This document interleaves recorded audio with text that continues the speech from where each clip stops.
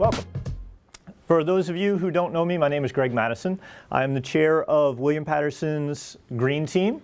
That is part of the strategic planning for the university.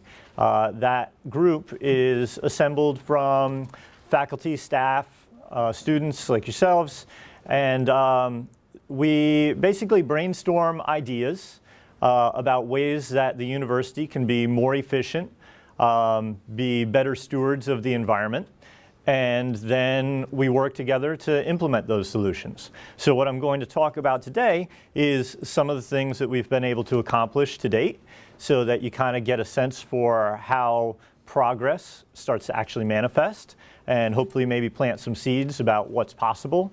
And ideally, I'd love to have you all leave here energized and feeling like you can do something, and take these ideas or come up with your own and throw them back at the university, and we'll see if we can implement those. Okay? So just a brief touch on what motivated me to get involved in this. Some of you I know have seen me speak. So some of the things that were compelling to me were that our current concentration of carbon dioxide in the atmosphere is currently well above the statistical average for the last 800,000 years. And we attribute that difference to man's contribution to that greenhouse gas. And that has, we have contributed that by burning fossil fuels like coal. And when we burn these things like coal and the gas in our cars, it puts up these greenhouse gases. And so we have more of them in the atmosphere, and that's having the effect of warming our planet. And we are on course to put a lot more into the atmosphere in the next 40 years, 45 years within your lifetime. So that concerns me, and so I would like to see us to be a little bit more thoughtful about the way we get our energy and the way we use our energy. And so that's basically what got me involved. There is a climate scientist named Kevin Trenberth, and in looking at this increase in global temperatures, he cautioned that global warming is contributing to an increased incidence in extreme weather, because the environment in which all storms has formed has changed as a result of human activities. So we experience this. You have all experienced this in the form of storms like Sandy, if you went to Seaside Heights. Okay? So that when I say extreme weather, Sandy is an example of extreme weather. The year before that, we had Hurricane Irene. So there's Route 23. Now, can I say that we would have had these storms, that they're only as a result of our influence on the weather? I can't say that. We've had extreme weather before. But what I can say is we're stacking the deck. It's like if you suddenly start drinking more soda and you get a cavity, can I say for sure that you would have gotten that cavity had you not been, is it as a result of you drinking that soda? I can't say for sure. It's possible you would have been predisposed to having that cavity, but you certainly increased your likelihood of getting more cavities by drinking that extra soda. So putting that extra carbon up into the atmosphere is in effect us starting to drink a little bit more soda, all right? So I don't want to dwell on the problems. This whole presentation is really about solutions. So I'd like to start by mentioning that back in 2007, our former governor, Governor Corzine, signed into law something that was called the Global Warming Response Act. And essentially what it did was it mandated that the utilities in New Jersey get 20%, reduce their greenhouse gas emissions to 1990 levels by 2020. So that's approximately a 20% reduction. And then further reduce their emissions to 80% below 2006 levels by 2050. So that put New Jersey on track as one of the first states in the nation to adopt such aggressive goals. So if you're ever driving down the street and you see the utility poles and they now have solar panels on them, right? Anybody notice that? You start to wonder why. That's why. This law went into effect, and it will penalize the utility companies if they don't start getting more of their power from clean, non-carbon-based fuel sources, okay? So a law was put into effect, and it had a ripple effect of changing the behavior of the utility companies. So we're going to come back around to the importance of laws later. But this lecture is really tailored more towards what are we doing here at William Paterson. And so I'm going to cover some things, but I would like this to be a dialogue. So if what I'm talking about spurs questions in your mind, by all means, raise your hand, let me know, and I'd love to engage in a conversation about it. I don't want it to be a one-way thing. So William Paterson is a charter member of a group called New Jersey's Higher Education Partnership for Sustainability. Charter means we help to establish this partnership. And this is a partnership between William Paterson and our sister institutions, other higher education institutions. And essentially what we do is we exchange information with one another about what we're doing to implement efficiency measures on campus. And we also share information about what is working, where are you reaching success, having successes, where are you having difficulties, what would you different if you had to do this again. You've been doing this, Montclair for 3 years, you've had a composting program. Okay, so where are you meeting with successes? Should we set something up on site, or should we use an off-site thing if we want to do composting? So those type of things. We have this collaboration. We also hold each other accountable. So if we say we're going to do something, then we're somewhat responsible for following through with our actions with our sister institutions. We hold each other accountable. So it helps to drive progress.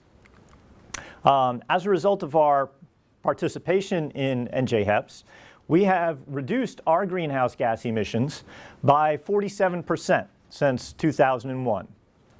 So that has had a net effect of saving the university over $20 million in operational expenses since 2001 through the efficiency measures that we've put forth. Okay? Interesting to note that those returns came with very little cost outlay by the university. The university still only has a couple of $100,000 that we've laid out in terms of trying to get these things implemented. So there has been a cost to the university to do some of these things, but if you look at our cost versus our returns, we are very, very far ahead of the game. And that is what we kind of aspire to if we're going to pursue sustainability. In order for something to be sustainable, you have to be able to keep it going. And if you're spending more money than you're making, that's unsustainable. So sustainability is sustainable in an environmental sense, in a global sense, but it is also sustainable in an economic sense. So we are looking to, kind of solve all those things, and that's what we talk about when we say a triple bottom line. Okay. So another matter that came up was President Speard, our former president, in 2007, signed the American College and University President's Climate Commitment. It's a mouthful, but essentially what that is a pledge for William Paterson University to become carbon neutral by 2050. Now, I think we may be looking at that. I'm not sure if we're still holding strict to the 2050 target. We might be looking a little farther out, but as far as I know, at the time of the signing, that was our initial pledge to try to get carbon neutral to by 2050. Who could tell me what carbon neutral means? Yeah, in the back. It means that you're not producing more carbon than you're taking in. Right. And how would one take in carbon? You guys study photosynthesis? Okay, plants. Okay, they give off oxygen, they take in carbon dioxide. So that's one manner of a carbon sink. So if you want to scrub the atmosphere, well, you don't have to invent something to scrub the atmosphere. Basically, nature will do it for you. You just need green things around to soak up that carbon dioxide, process it, and put it back out as oxygen. Okay? So to be carbon neutral, you don't put more carbon up into the atmosphere than nature can take out of the atmosphere. Okay? So in an ideal sense, carbon neutrality is working in concert with nature. So what we're saying is that we want William Paterson operations to be in concert with nature by 2050. Okay? There are some committees on campus that you should be aware of. The Climate Action Committee, WPU-CAC, they're on Facebook and Twitter under that handle. They're the ones who put on this event, the Green Affair, every year. That is another volunteer group that you can participate in. They are more interested in getting things going where people can participate, like this fair. Get people out, get people talking to each other, build a community around green initiatives. There is the Earth First Student Environmental Club. They work very closely with the Climate Action Committee, but that is a student-led organization, and they do student-led things as well. They do things above and beyond what the Climate Action Committee is doing. And then there's the Strategic Plan Green Team that I mentioned I'm the chair of, and we deal with more institutional things. So when you look at like the solar panels or some of the efficiency measures that I'm going to talk about, they're more dealt with maybe some of that behind-the-scenes operational stuff that goes on. Okay? So what are we doing here? Some of that behind-the-scenes operational stuff. The first thing that you should all be painfully aware of as you drive through the campus is our 3.5 megawatts of solar power that we have generating. Okay? So that's about 3,500 homes worth of energy. Okay? 3,500 homes worth of energy, the average home of New Jersey. Okay? The university did not spend money to put those up. Somebody else owns those solar panels.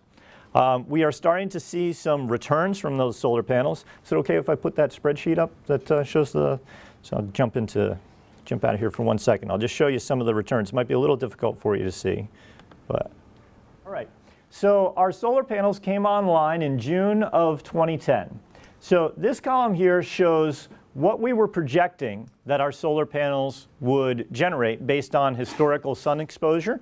All right, so we expect, now we didn't come on at the beginning of the month, so we expected that in June you could make as much as 422,000 kilowatt hours of energy. We came in late in June, we only produced 96,000, okay? We didn't have the time to catch up. But then you see as we start to come online, so we see in July, we thought we'd make around 360, we made around 230. As we're kind of bringing the system online, you have to make some refinements to the solar panels. So you make your best projections, you make your best estimates, then you analyze what you're doing, you see if you're on target to hit those goals, and you ask yourself, okay, is something going wrong? Can we do anything to improve our efficiency? You make your adjustments, you measure again, make your adjustments, measure again. So that is the process of sustainability. You need to kind of continually examine what you're doing, see if you could do it better, try to do it better, see if you succeeded, and keep coming back to the well. You don't just let it go, all right? It's a very active process. So what we can see in looking at this is that for over a year, we expected that we would be making about 3,300,000 kilowatt hours in a best projection estimate. All right? Our first year, we didn't run for a whole year. We ran about half of that. Then in our next year, in 2011, when we were operational for the whole year, we came close. We were at 2,900,000. So we were about 96% efficient or so on that. The next year, we did much better. We are at 3,300,000, just below the mark, about 98% towards our target. Now, you may remember last year, we had a very, very snowy winter, right? You remember that we had basically the snow set up in December, and we had snow on the ground from December till late February, okay? So that has an effect on our solar panels in that they don't generate power in the wintertime like we would have hoped. So we would hope that we could get 200,000, we made 150,000. We would hope we could get 293 in March. We start to come back online, we made 250.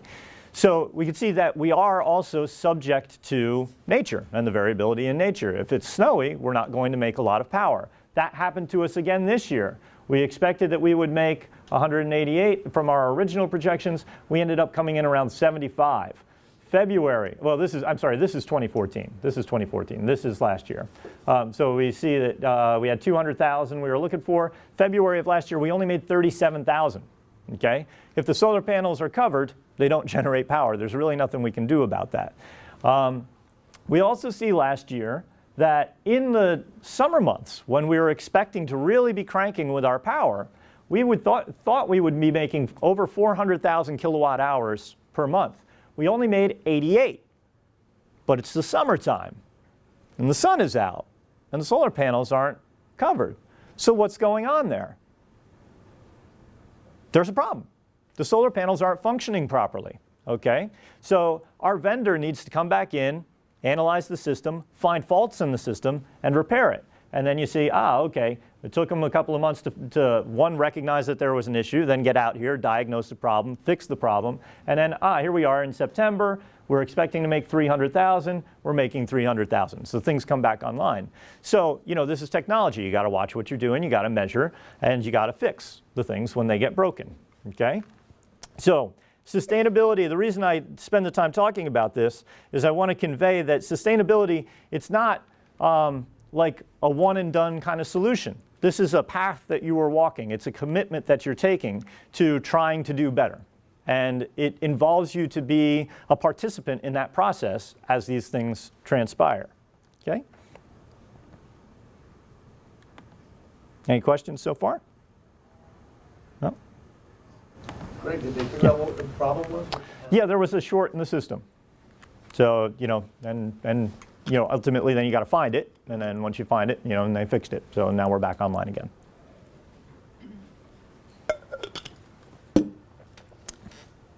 All right. We are examining geothermal feasibility. There's going to be a lecture later on today on what geothermal energy is. So I invite you to come back and talk about that. That is using the heat of the earth or the coolness of the earth to help with your power generation or your heating and cooling in a facility. There's kind of two different ways that you can use geothermal energy. We used to have electric vehicles on campus. Again, an example of trying something, analyzing how it works for you. And what we've found is that given the terrain and the state of affairs with these small kind of utility electric vehicles, we're actually better served with small, efficient, gasoline-powered utility vehicles to get the daily operations done. So as a directive, we are now pursuing the purchase of more efficient small frame utility vehicles on campus for our facilities operations, as opposed to like the big trucks, unless something like that is really warranted. If you need a big truck for something, for carrying heavy machinery or something like that around, obviously we're still going to get what we need. But wherever possible, we're going to pursue the purchase of more fuel-efficient vehicles. Okay. I mentioned composting before. So we now have a contract for the next 2 years to compost all the food waste from Wayne Dining Hall. So when you put your food scraps in the garbage, that is now a separate waste hauling contract where they will take that waste material, they'll truck it off-site to a composting facility where it's turned back into topsoil, basically, and then they sell that topsoil to garden centers and things of that nature. So that's good for us. Because when you look at, we pay for our waste disposal by the ton. So when you look at what is the heaviest waste, food waste is among the heaviest waste because it's wet. So you have that damp moisture. If you can get that out of your waste stream, then the rest of your waste stream is much, much lighter, and you're going to pay less to get rid of that other garbage. So it makes sense for us to separate that out. And the largest source of that wet food waste is obviously the dining hall, as you might expect.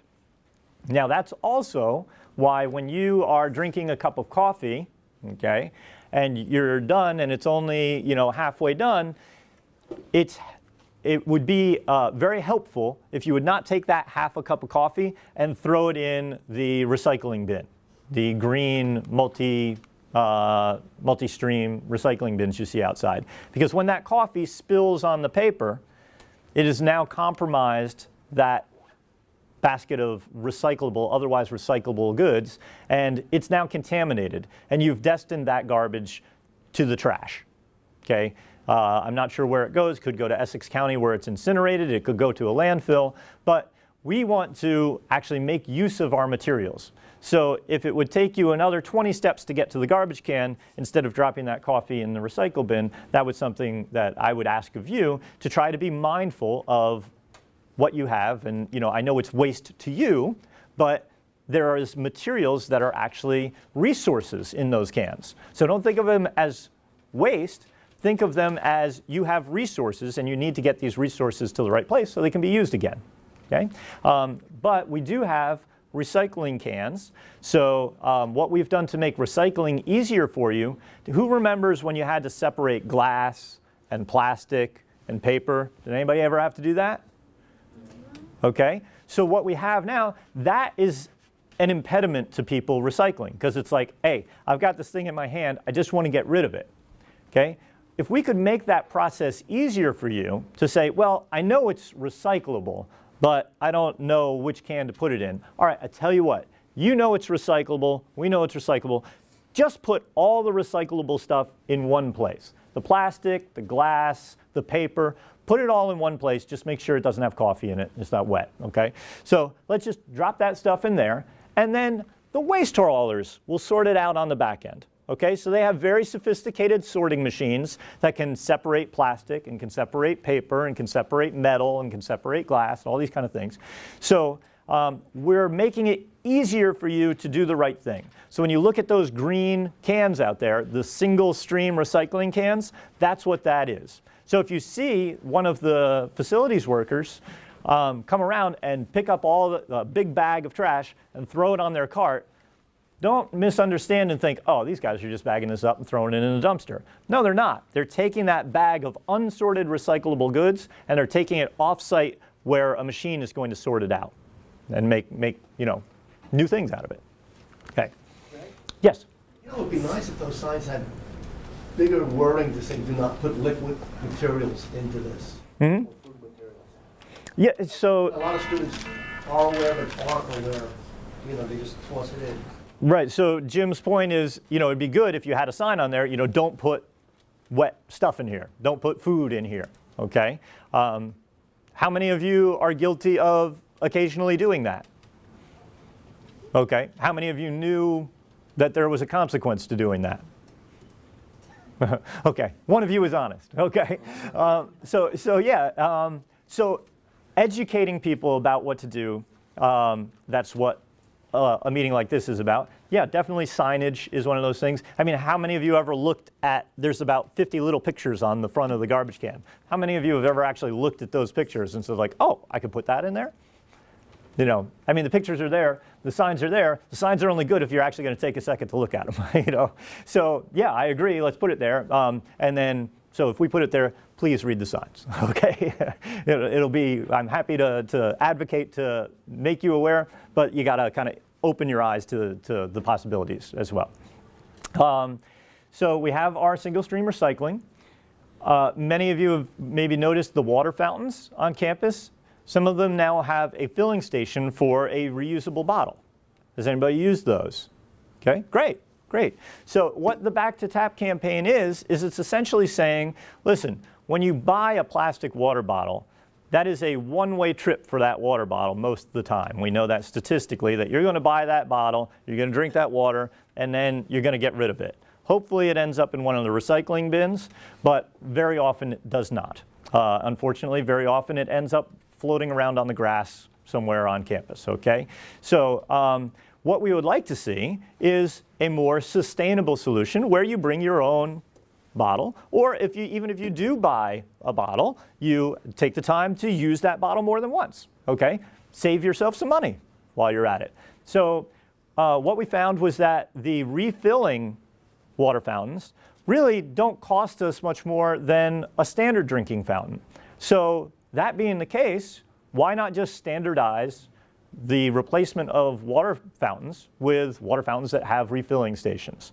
Okay, so it just makes sense. It's just a better solution that really has no greater cost to it. So that's what we're doing now. Wherever possible, unless there's a legitimate reason why we wouldn't, and there'd have to be some kind of very strange circumstance for that to be the case. But we're going to replace any of these existing water fountains when they come to end of service with a water fountain that has a refueling station on it. Okay? We are a commuter campus, so there is a no idling campaign. We are asking the students to be mindful of sitting in your car idling. Okay? From a student perspective, participation in the no idling campaign is voluntary. Okay? Idling, in addition to emitting greenhouse gases, it also emits particulate matter and things that exacerbate asthma and breathing conditions. There are carcinogens in fuel that we don't want to be breathing in, adding to the toxicity of our environment. So when you're sitting there, I know in the wintertime, it gets cold, but being mindful of when you are sitting in your car and your car is running and you're not going anywhere, being mindful of the fact that that is pollution and that is contributing to a decrease in environmental cleanliness around you, and that has an effect to the people who are around you. So it's kind of a good neighbor policy to try to be mindful of that. But as far as facilities operations, we are actually making it more mandatory for our employees to not idle. Okay, they get a paycheck. It's a lot easier for us to say, hey, if you want your paycheck, don't do this. Okay, you will notice, hopefully, that facilities vehicles are idling less or not at all on campus. There are instances, there are exceptions to that. Obviously, campus security, there are some instances where they have to be running from a security standpoint. The buses, we're certainly trying to get them to idle less when they are waiting over at the bus stop. So if you are aware, if you notice that people are idling, bring it to someone's attention, because there is actually a university policy to not idle. All right?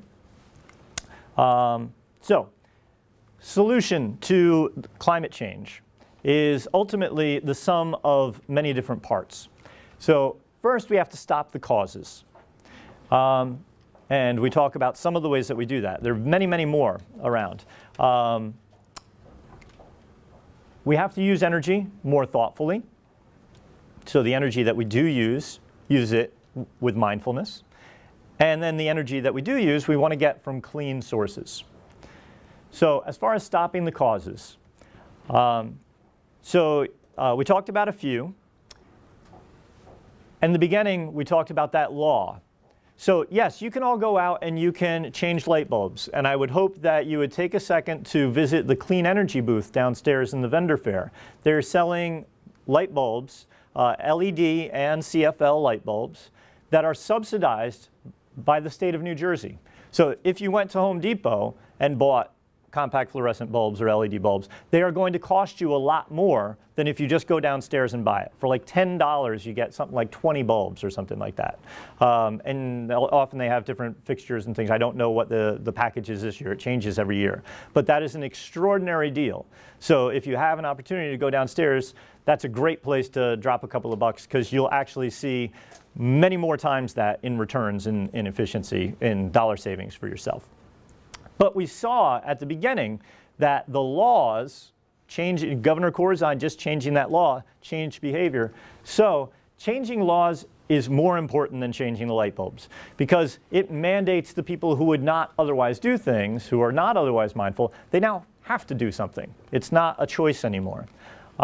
So what we need to do is we need to be very outspoken that these type of things make sense to us. That we are in support of these type of initiatives, and we need to tell our politicians and the people who make the laws that, hey, I care about this stuff, do this stuff for us, and I will support you in your elections. I will campaign to have you reelected if you are a mindful steward of the environment, okay? We need to use energy more thoughtfully. So we talk about how we do that here at William Paterson, obviously the solar panels. We also had a smart buildings program that we committed to, where an outside agency came in, looked at our facilities, and they made improvements. And we are now seeing returns of, remind me again, Jim, how much were general operational returns from that? Around $110,000 a year from those improvements that have been made. Now we have another thing that is ongoing, And that is called, remind me again, what we're calling that? ESIP, the Energy Improvement Savings Program. So what we did was we partnered with Con Ed Solutions, and they came through, they toured our facilities, and they saw, okay, well, you're using, these type of fluorescent bulbs. If we change that out to LED bulbs, we can give you better light that saves more energy. So they're going to come through, and we're looking at LED replacements on all the buildings, as well as improvements to the heating and cooling systems that allow for central monitoring. And that's going to have a return of $10 million over the next 15 years, approximately. Okay, so these are the things that we're trying to do for that next phase of being mindful about how we use energy. So implementing efficiency. So originally we made more efficient tubes. Now we're going to these LED upgrades and the HVAC heating improvements. The new academic building that's going up, that is going to be an efficient building. So probably the most efficient building on campus. So when we do new construction, we are being mindful of the way these buildings are going to be used, and we build them from the ground up to be very, very efficient. We're also going to be renovating the Hunziker building, and we're going to be adding efficiency improvements to that building as well when we do that big renovation. Now, clean energy sources. We've got our solar panels. We have 3.5 megawatts installed. We're about to put another 0.5 megawatt. We are go for another 0.5 megawatt. So that's going to be unfolding over the next couple of years. Did anybody hear the news about Six Flags just announced this weekend? Okay. Six Flags Great Adventure has just committed to put the largest solar installation in the state of New Jersey on their property for Six Flags, so that Six Flags will be completely powered by solar energy, the entire park. So that, I just heard that this weekend. So that's pretty cool. And I think that's going to be something on the order of 29 megawatts of power, something along those lines. It's a lot. I mean, think about all the solar panels that we've got. There's some you don't see because they're up on the roofs, okay? So we've got a lot of solar panels. That's generating 3.5 megawatts. So you're talking about something that's going to be on the order of about 8 times the size of what we've got. It's a lot of solar panels, okay? We are unique in that we have some hilltop ranges. We are looking for, it is possible that we have feasibility for a wind turbine up on the hill, maybe by the water tower, or maybe somewhere on other university property along the hill line. If you were interested in the university pursuing wind, we would need you to be outspoken about that, about supporting that type of thing, because there are negotiations that have to take place in order to get something like a large-scale wind turbine on campus. We would need the support of the community in order to make something like that happen. Okay, so what can you do? Make a choice. We talk about your recycling and those kind of things. Okay, that's a choice. Where do you put your garbage is a choice. But favoring more efficient products. When you look to buy a car, when you look to buy a flat screen television. I was at Costco sizing up flat screen TVs the other day. I narrowed it down to an LG and a Samsung. They both looked good. I'm looking at them. You know what? I could go either way with these. The Samsung was more efficient than the LG, so I bought the Samsung. It was like apples to apples. I need something to tip the scale. It's more efficient. Why wouldn't I get the more efficient one? It costs me less to operate, right? And consider the environmental impact of the items you buy. There's a new and two with most of our cell phone plans. So you get a new phone in 2 years. Do you need a new phone? Maybe you do. Maybe there's the latest, greatest thing that you actually you really have to have it to network with your friends, okay? But maybe you don't. Is there any harm in, even though I could get a phone, let me wait till year number 3 or year number 4, or when I actually drop it and the screen breaks. I know I've got a free one coming. Get it when you need it, as opposed to when the business says they can push it to you. They're in the business of selling new services, selling new phones. There's a financial reason that they're giving you a new phone every 2 years. And then as far as the climate discussion itself, there's a lot of misinformation out there. So we want to make sure that you're educated about what climate change is and the causes for climate change. So there are sites like Skeptical Science where you can actually get you can find out more about what is driving climate change, what are the effects of climate change, and teasing out some of the fact from fiction. And that is actually an app. Did anybody, I know I spoke in some of the classes, did anybody get the app for their phone? It's a free app. Okay.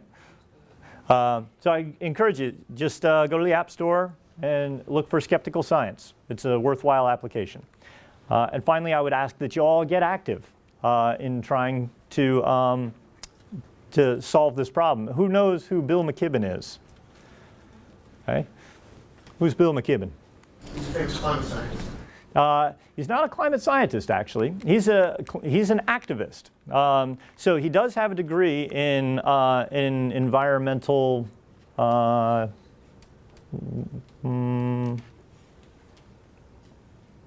He's a scholar in environmental studies, but he's not a scientist. But he's a very motivated guy. He saw the climate crisis. He felt motivated to act in order to try to mitigate the climate crisis and basically set the wheels in motion so that this one individual brought about the People's Climate March, which was held last year in September.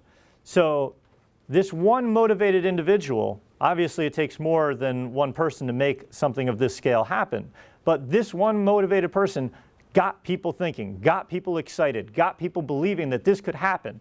And as a result, you had over 400,000 people marching in the streets of New York. You had 1,574 different organizations. You had over 50,000 college students participating in this march, okay?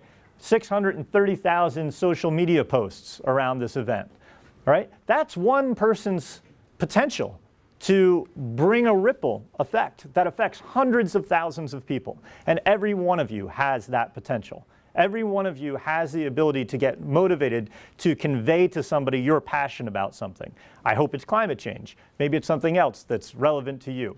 Whatever it is, I wish that you would pursue it because that would be cool just to see you, live up to your potential. That's what we want for all of our students at William Paterson. So there's my contact information. I would encourage you to get together with any one of the groups here on campus to try to work towards implementing solutions. And ultimately, our aim here is to go carbon neutral, to have what we do on a day-by-day basis live in balance with nature and nature's systems. Okay? Any questions? Nothing about what's going on here at William Paterson? Yeah. What do you think is the significance of natural capital? Natural capital. So. That's from like lectures. So tell me what natural capital is. Like natural minerals from the environment, or am I far off from that? Okay. Well, I suppose you could define natural capital as anything in nature that you think has value. So, so remind me what your question was again? The significance of natural capital. The significance of natural capital. Well, I think natural capital has different significance to different people. I was talking to one gentleman who was an advocate for protecting the forests. And he was working with the logging company. And the logging company's position was, these trees have no value until I cut them down. Once I cut this tree down, I can sell it. Now it has value. That's their position. So the question is, do you have a position where you would value the life of a tree before it became a commodity? So what I think is relevant in terms of natural capital isn't really as important as you asking yourself, what is the value of natural capital? What is the value of the things that are in nature? Are they just resources to be exploited, turned into a product and sold? Or do they have some kind of bottom line benefit to you that is transcendent of just the commercial realities of these things? Just Yeah, that, Jim. that one, Greg. Natural capital, when we look at it, we can look at it from two ways, and you just explained both of them. You can look at it in terms of the economic value, cut it down because that tree, or you look at it from the ecological value. It gives us oxygen, helps with erosion control, water cycle, whatever you want to look at in terms of having a forest for trees. So we can look at the trees on campus and their ecological value, or do we want to sell them, maybe cut down on tuition? So that would be the other perspective. You can look at the sunlight here and how we're taking that and using that for our solar panels in terms of natural capital too. And that's more of a, because of the solar energy, more of an ecosystem service aspect too. You know, and one of the things that we run into when we get into these environmental discussions is kind of an apples to oranges debate between people in industry and people who are advocating for the environment, where you are kind of pitting these resource arguments, you know, these capitalist arguments versus a more holistic argument. And it's a fake debate, because it's not like this gentleman could sell the trees if there were no trees. Both things have to exist. So we have to be respectful of people's ability to make a living and to generate products. I mean, that's part of what has allowed civilized society to develop. But we have to do it in a mindful manner that also allows us to have air to breathe and a planet to live on. So, you know, it's to look at it as one value versus another value is really not the right way to frame the conversation. What we have to do is frame, how can you conduct yourselves to allow for both? That's sustainable. Yeah. This is a little off topic. Did you read that Costa Rica is not completely run on renewable energy? Costa Rica is completely run on renewable energy. I had not read that. And solar and interesting. No, I hadn't. So far, Costa Rica's energy consumption has come completely from renewable energy. That's interesting. No, I hadn't read that. Good on you, Costa Rica, I guess. Yeah. How do you ensure that people who work for our university are actually following the no idling campaign? Because, for example, police officers sit with their cars idling during move-in and move-out for the residence halls from like 8 o'clock in the morning until like 10 o'clock at night. They're standing next to their car and they're not even in their car, and their car is sitting there turned on. Or when it snowed in the wintertime, there was a facilities person shoveling the stairs from Century that go down to the lower road, and his car was parked by the stairs, and it was sitting turned on, but he wasn't even in it. So I don't know if people are actually following. It's great that it's written on a piece of paper, but I don't see that it's actually taking place. So the question is, how do we enforce the no idling policy here on campus? Because there are examples of people not following through with the no idling. So security is a slightly different animal. So the police have their own reporting structure. So the administration of the university, we work to collaborate with the police department, but they are kind of an autonomous organization that we work together with. So they set their own policy, and we try to collaborate with them whenever we can to come to, you know, I mean, we both want everybody to be safe. We want this to be a you know, happy and healthy campus. But as far as the facilities people go, we educate them, their managers, their supervisors, you know, tell them what the expectation is. But as with any workplace situation, you know, sometimes people follow through on what you're telling them. Sometimes there needs to be corrective action taken. Sometimes it's a matter of bringing those type of issues to the attention of supervisors so that they are even aware of it. Because although you see it, you know, maybe their manager doesn't know that that's taking place. So, you know, as agents of the university, as people who are concerned citizens, you do need to, you know, draw attention to that fact and let people know. If there is a reason for it, you know, they're charging a battery, their car was, you know, their battery was low on service because it's the wintertime, maybe there was a reason they needed to charge it. I don't know that. we could assume that they're not doing what they're supposed to be doing as well. So, I would say bring it to someone's attention. Send an email to a facilities person. Jim, are you the type of person that would receive where would they direct something like that? Certainly send it to me or call 2142. 2142 is the facilities office. So, call the facilities office and let them know, listen, I was just walking across campus. I came by this, this facilities truck. Nobody was in it, and it was sitting here running. It was in front of Heritage at 2:30. I just wanted to make you aware of that. And they can find out who was there at that time and ask them, well, what was going on? Was there a reason that you were running your car? It's very possible they weren't doing what they were supposed to do. Until you report it, we would never know. So be outspoken. Anything else? Yes? So what can we do, how can we become, I guess you can say, more green? Because, my major is environmental science, and I'm actually really passionate about it now. Mm-hmm. But other than recycling and using the water less and turning off the light, I don't know what else I can do to environmentally impact everything and everyone. Mm-hmm. I have a communications class, and I'm doing a persuasive speech about how people can reduce their ecological footprint, and I feel like that's as much as I can do. Right now, what else can what can I do? I want to help, and I don't know how. Mm-hmm. And I didn't even know about the climate change march, because I overwent. Mm-hmm. So the question is, how do I do more to help to solve the climate crisis, basically, if I can button it down. So one thing is you have to recognize you can't solve a global problem by yourself. So it's going to take all of us to work towards solutions for this.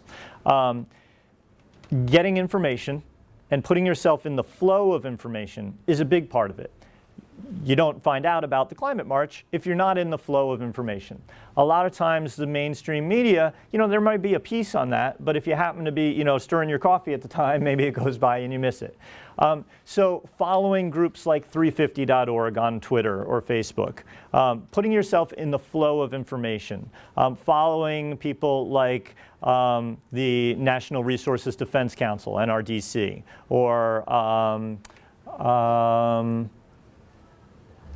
or even GRIST. They're a news organization that's slanted towards environmental news. So there's a lot of ways that you could kind of just put that flow of information so that you are aware of more. Joining groups that are active in this, because I hadn't heard anything about Costa Rica. I came to an event like this. Somebody told me about Costa Rica. Cool, okay, if I want to know more about that, what's that deal with Costa Rica? Okay, well now I have something I can follow up on, okay? I wouldn't have heard about that if I wasn't here today. So you're putting yourself in the flow, in that stream of information, that stream of consciousness that's related to environmental issues. That's very important. Participating where you can.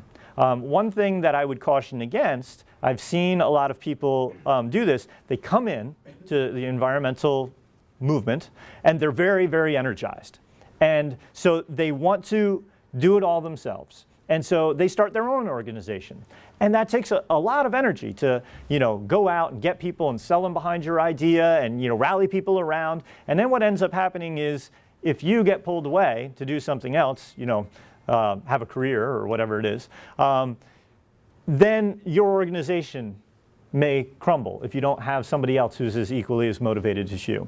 So what I would suggest as a starting point is look for well-established, well-organized groups that already exist. Downstairs at the vendor fair, this is a pretty good place to start. We've got a lot of organizations that are down there. So look at these organizations, and they've each got their own kind of little facet of how they're looking to address the environmental movement. If you're more tuned into animals, maybe working with the aviary rescue would be kind of a cool way of participating. If you're more into getting out and networking with people, maybe one of the political groups that's downstairs might be a better fit for you. So look around, look for where your interests and your talents can be applied to give more mobility to an organization. because then your strengths will leverage with their strengths and you'll accomplish much, much more. Is that cool as an idea? Yeah. I didn't hear you mention anything with our lights. Like I know Staples with the bathrooms, they're motion censored so that they're not on all the time. Has anybody brought that up with like the school with the bathrooms that they're motion censored so they're not running all day long? Okay. Did So anybody bring that up? Because that's a good way to really save energy, especially with since we're such a big establishment. Like that would really help too. That's just something I've just been like thinking about because it's just like the lights are on all day. right. So the question is motion sensors in spaces to make sure that the lights go off when those spaces are not in use. So has anybody thought of that? So the answer is actually yes. So when you look at, originally we went around and we tried to do campaigns like turn off the switch when you leave the room, right? Hey, we're all adults here. You should be able to, last one out, hit the switch, okay? But in reality, that doesn't happen. So in the classroom spaces, they do now, almost all of them have motion sensors in the classroom. So that when you leave, the lights will go out after a period of time. Some of the smart podiums that the teachers use, there's actually a timer in there where if you haven't touched the computer for a while, the projector will shut off and the computer will shut off. Just again, you should shut it off when you leave, but if you forget, we got you. There are some places where it's deemed, well, maybe it's better to have the lights on. Bathrooms are an example. I'm not sure, but generally from like a safety point of view, you don't want to walk into a dark bathroom and, maybe it takes a second for that motion sensor to realize you're there and turn the lights on. So from a safety issue, we want to also make sure that above all else we have a safe and healthy campus. So that may be an area where, okay, let's let the lights stay on. There's a reason for the lights to stay on above and beyond efficiency measures. But yeah, definitely in the classroom. And then there's other technologies that are kind of cool, like there are carbon dioxide sensors in some of our spaces.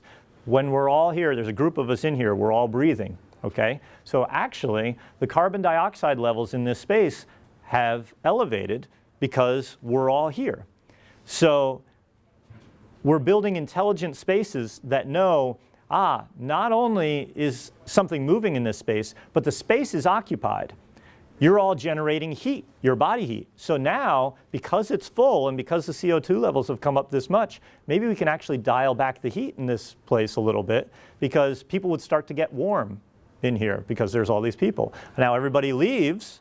Okay, well now we're going to have to adjust the climate in this system. So what we're talking about is using technology to actually make smart buildings.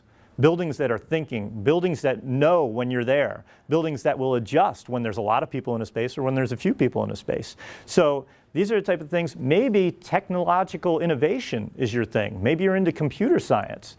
Okay, so you can apply that passion, that skill set to climate change and then come up with cool solutions like that. But that's exactly the type of, your mind is totally in the right place to think in terms of like, wait a minute, if nobody's here, do we really need to be using that energy? And that's exactly the kind of thinking we should be having. Anything else?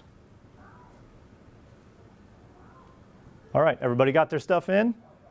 All right, coming back for more stuff today? April Fools. Okay, well, make sure you check out the vendor fair, go around, see the folks downstairs. Thank you so much for your attention. Thank you so much for coming.